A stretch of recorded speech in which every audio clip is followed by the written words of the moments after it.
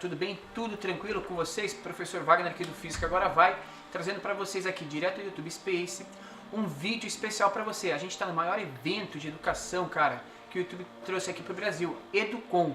E como vocês são prioridades pra gente está aqui gravando para você um vídeo diferenciado, um vídeo que vai falar sobre ciência da natureza.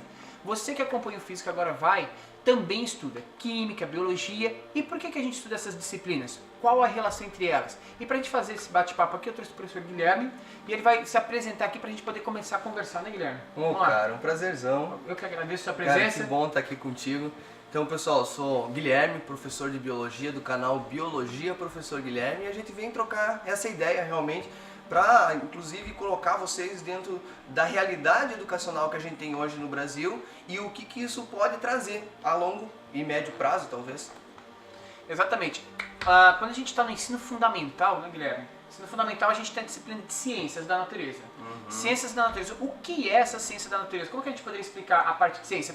Lembrando que dentro do ensino fundamental, o professor de biologia que domina mais essa área, né, para discutir todo o embasamento teórico dessa ciência antes do aluno se especializar em cada um dos pontos da ciência no ensino médio. Como que é a ciência no ensino fundamental? Então, assim, ó, lá no Fundamental 1, a gente tem uma base do que é ciência, tá? Então você vai ter um geral dentro de boa parte das ciências da natureza, claro, em nível muito elementar, porque a gente está formando isso na cabeça de uma criança ainda.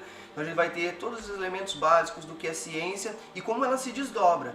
Por que a gente tem que separar umas ciências biológicas, uma ciência química, uma ciência física, para que a criança tenha essa ideia geral. Aí chegamos lá no Fundamental 2, aí vem a disciplina clássica de ciências do Fundamental 2, que é essa onde a gente tem a maior parte dos professores formados em biologia dando essa disciplina. Embora lá no quinto ano a gente ainda tenha aquelas questões básicas de física sobre transformação de matéria, a gente vai ter também uma abordagem sobre solo, tem as coisas básicas da química, que a gente vai falar sobre fases da água. E aí chegamos lá depois ao 9º ano, em que a gente já começa uma introdução a uma física propriamente dita, da maneira que vocês encontram no ensino médio, e depois também temos biologia ou química. Isso depende de cada estado também, de cada escola. E a gente percebe também, né, que cada parte da ciência, né, cada disciplina em si, que a gente acaba particionando no ensino médio, na verdade estão observando sempre a mesma coisa, que é a própria natureza em si, né? E quando a gente observa de vários pontos de vista, tendo vários olhares, a gente começa a perceber elementos específicos de cada uma das áreas, né? Vou falar um pouquinho da física. A física em si, ela está preocupada principalmente em estudar a natureza em relação à sua estrutura macro, né? Então a gente vai analisar a relação de velocidade, temperatura, as mudanças físicas na matéria. A gente vai estudar a relação de grandezas em si, né? A relação de forças, energia envolvida nesse sistema. A gente também entra na área micro, né? E aí na área micro a gente começa já a fazer ali uma conversa muito mais próxima com a química, né? Cria esse paralelo. Cria esse paralelo. A química em si, ela já vai no ponto crucial ali da ciência, no mais íntimo, né, do elemento, da matéria, que é explicar como que se relaciona essa matéria, como que ela se constrói, como se configura as ligações em si, para que a gente consiga, a partir daí, construir e pensar como que se desenvolve toda a matéria como um todo, seja ela animada ou inanimada. E quando a gente fala de matéria animada, a gente está falando de vida. E aí, quando a gente vai falar de vida, vem a biologia. É interessante, né? Porque, olha só, a gente estava pensando numa física macro e ela vai diminuindo até que a gente começa a dialogar com a química, aí entramos na química e toda essa base química ela sustenta a ideia biológica. Porque por mais que a gente pense sempre em biologia do ponto de vista de ser humano, do ponto de vista do raciocínio lógico, a vida é muito mais do que isso. E toda a base vital, ela tem princípios químicos regendo, né? E aí a gente, a partir da química, entra na bioquímica para depois compreender de fato biologia. Exatamente. E é importante que a gente então compreenda o seguinte: hoje a gente ouve muito dos alunos falando assim, professor, eu sou de exatas, eu sou de humanas, eu sou de biológicas. E na verdade, gente, a gente tem que pensar exatamente nisso, que todas essas disciplinas, e hoje a gente está falando de ciência da natureza, mas todas as disciplinas elas estão relacionadas entre si. É importante que você tenha uma visão do todo, né? E saiba discutir com muito fundamento cada um dos pontos de vista que a gente tem do mundo que a gente vive. Isso é importante para que a gente se torne um cidadão ativo, né? Claro. No meio onde a gente está inserido. Então é extremamente importante que você, caro aluno, aprenda muito matemática, base matemática, que é a linguagem específica aí da física, da química, da ciência como um todo, né? É uma das linguagens da natureza em si. Que desenvolva o seu conhecimento em física, química e biologia, independente da área ou da carreira que você vai seguir, é extremamente importante a gente conhecer como que se fundamenta tudo aquilo que acontece no nosso corpo, acontece no meio onde a gente está inserido, acontece na natureza como um todo, né?